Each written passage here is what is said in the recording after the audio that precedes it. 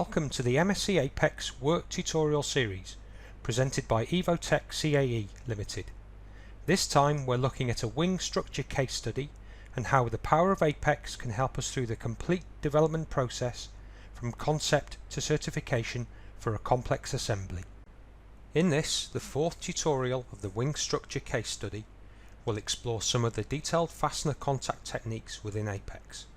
We'll look at the development of a stress-converged verification model, including detailed 3D geometry manipulation and FE mesh definition, discrete fastener interaction between sub-assemblies, and model export for nonlinear fastener contact analysis. Okay, so in this fourth and final tutorial, we'll be looking at some detailed fastener and joint interaction techniques within Apex. So using a similar model to the ones we've been looking at previously, where we have skin, ribs and spars defined and the associated 3D geometry to build the model from, we can see that we have a number of fillets, a number of undercuts, a number of fastener features in the area of interest, in this case the lower joint between the spar, rib and skin. So looking at the topology of the 2D shell mesh, we can see that pretty good definition in terms of stiffness, but there are some features, and again showing the fillets, the rib and spar fillets here, features which are missing from the shell definition, and certainly the undercuts in the spar shown now is or potentially could be a fatigue critical feature, and therefore an area of particular interest where we would like to understand the model in a lot more detail. So what we're going to do is cut out an area of geometry enclosed, or rather encased, by this blue bounding box shown. So switching to transparent mode, we can see the area of interest within that box. So we're going to cut the model to generate 3D solid geometry that sits within the bounding box and develop the detailed model from that.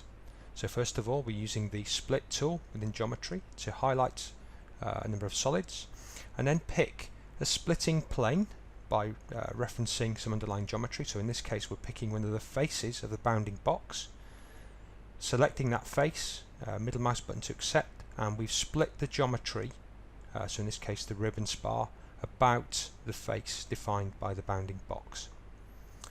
And you can see, so we now have certainly the rib and the spars split at that plane. So continuing those splits based on the bounding box, so again selection, we can see the cut it's about to make, and then a middle mouse button to accept, and the structure or the 3D geometry is cut as intended. So we repeat this process a number of times, and you can see we're left with the rib and portions of the inboard outboard spar solid geometry cut out of the original 3D geometry for further development. So the purpose of this model is to develop some 3D detailed geometry at the region of interest, and then to modify the underlying shell model structure, which we can then tie in to the detail and run as one single hybrid model definition. So again, using the bounding box, in this case we're using the split surface operation within the geometry tools. So highlight the surfaces we want to split, bring the bounding box back into view, and select the faces of the bounding box to act as our cutting surfaces. Middle mouse button to accept, turn the bounding box off, and then we can see by highlighting the particular entities within the rib in this example that we have split the geometry and actually split the mesh about those bounding box faces. So switching the selection mode to lower order entities, we can highlight the newly split surfaces and then delete those surfaces, ready for tying into the detailed mesh definition that we'll see in a moment. So we have the shell thickness is still present based on the generative model definition. The shell normals are still valid, and looking at the element quality, we have no bad elements, so the splitting operation has redefined all of the properties, all the normals, and we've got good element quality. So showing the full assembly, so we've split out the region of interest and created a separate sub-assembly that contains just the solid entities for the area that we're going to define in much greater detail. So we can see the way in which those geometries, or the solid geometries, relate to the underlying shell model definition. So just showing the new solids in view. So we're getting to the stage now where we want to develop a detailed mesh. So in this case, a solid mesh, certainly for the ribs and spars. So we can see the various features which are available within the solid mesh algorithm. So before we mesh, we're just going to have a quick look at the feature mesh settings within the mesh controls. So we've got controls for the fillets. So in this case, we want to define all fillets with an angle of 22.5 degrees. So basically meaning that for a 90-degree subtended fillet, we're going to end up with 4 elements across the circumference of the fillet.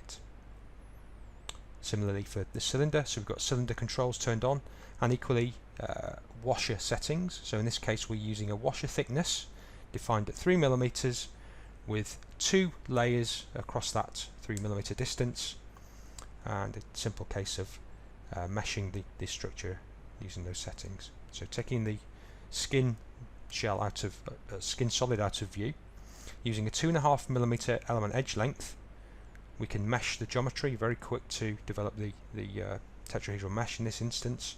And looking at some of the detail, we can see that we've got our washers defined around the holes. So again, the 3 mm distance with 2 layers, the cylinder control within the washer or within the fastener hole, and then 4 elements through the 90-degree fillet.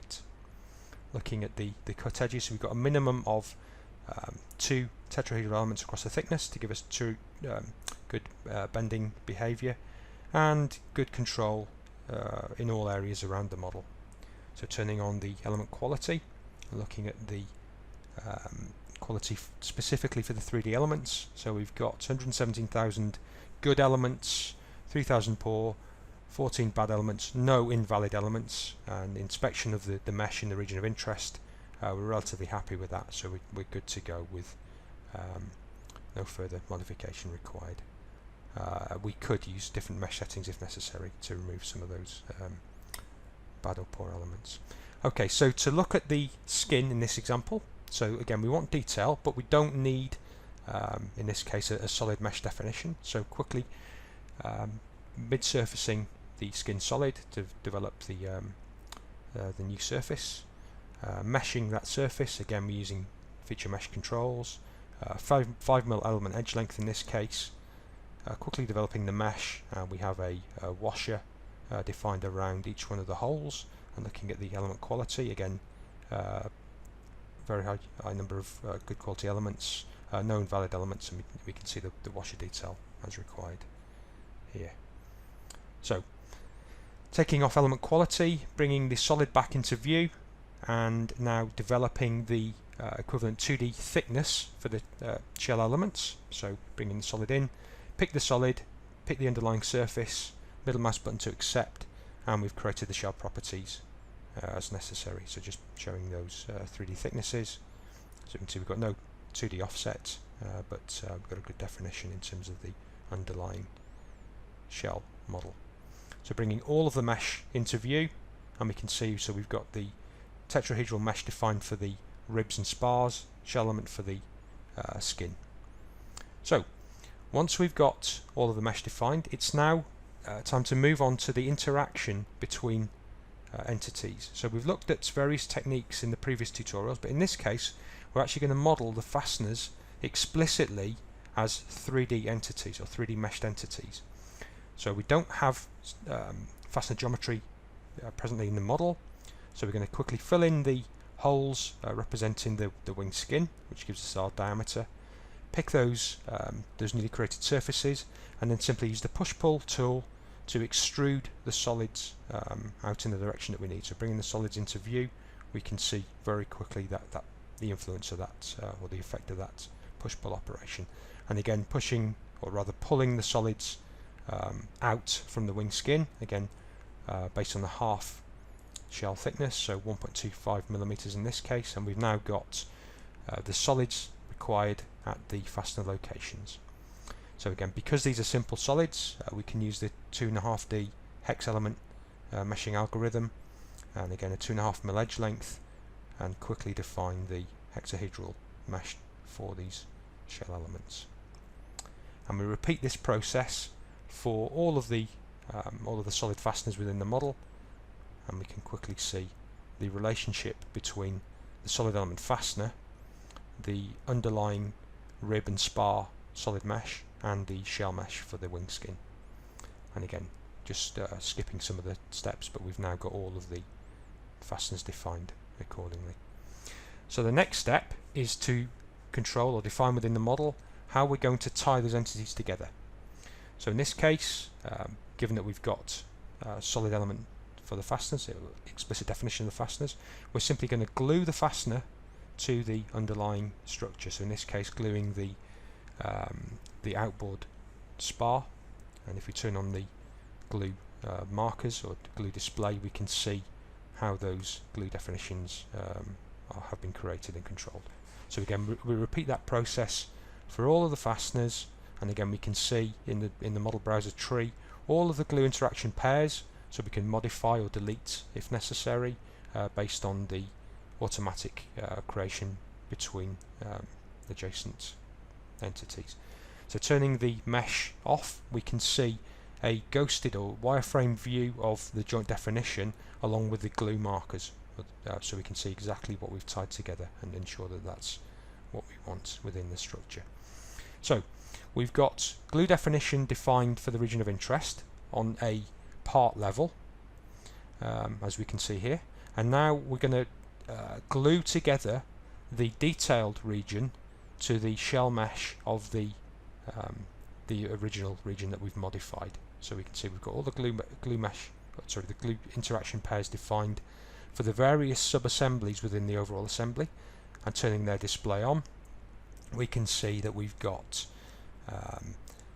control between the solid mesh to shell mesh of the outboard spar, for example, and we've got glue control between glue interaction between the shell mesh detail and the wing skin larger shell definition detail.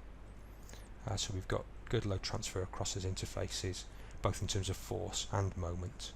So provided we're sufficiently away from the region of interest, and we've got good load transfer. So running the model, analysis readiness, and a quick solve, and we can see the wing bending displacements for that given model.